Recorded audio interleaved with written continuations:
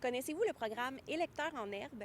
C'est un programme qui a été mis sur pied par Élections Québec pour permettre aux jeunes de voter aussi dans leur école. Donc aujourd'hui, on est à l'école Joseph-François Perrault, c'est une école secondaire à Montréal. On est venu voir comment ça se passe sur l'heure du dîner.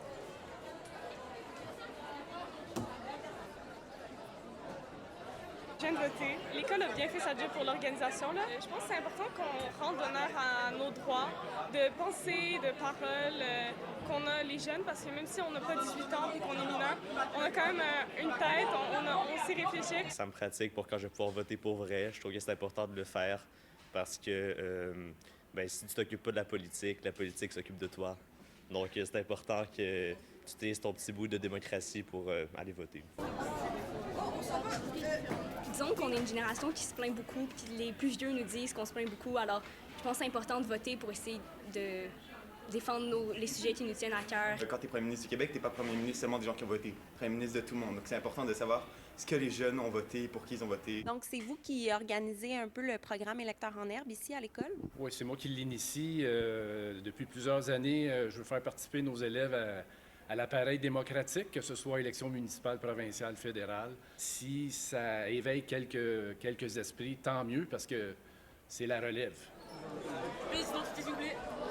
Il faut monter sa carte d'identité avec photo. Ce sont toutes des petites choses qui font en sorte, OK, c'est ça que ça prend pour aller voter. Dès le lendemain, le 4 octobre, on va pouvoir comparer les votes des élèves avec le vote universel de monsieur et madame tout le monde. Puis d'habitude, quand vous faites ça, est-ce qu'il y a une grande disparité? Oui. Oui, les jeunes sont tendance plus progressistes, je dirais. Et est-ce que je peux te demander pour qui tu as voté? Oui, bien, j'ai voté pour Québec solidaire. Québec solidaire. J'ai voté pour Québec solidaire. Québec solidaire. Québec solidaire. Est-ce que tu as voté pour Québec solidaire? Oui. Pourquoi? Parce que je trouve que c'est des valeurs qui me représentent puis que j'aime bien leur programme sur l'environnement. Surtout pour les valeurs environnementales. J'aime leur taxe orange, leur répartition de la richesse. J'aime leur politique environnementale, l'élection proportionnelle mixte.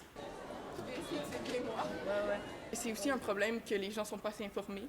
Donc c'est sûr que dans mon groupe d'amis, tout le monde est vraiment informé sur la politique. Tout le monde sait les engagements des partis, mais c'est sûrement influencé par nos parents qui sont un peu bourgeois bohèmes, mais je suis un peu découragée quand je vois que c'est pas les mêmes opportunités que tout le monde a.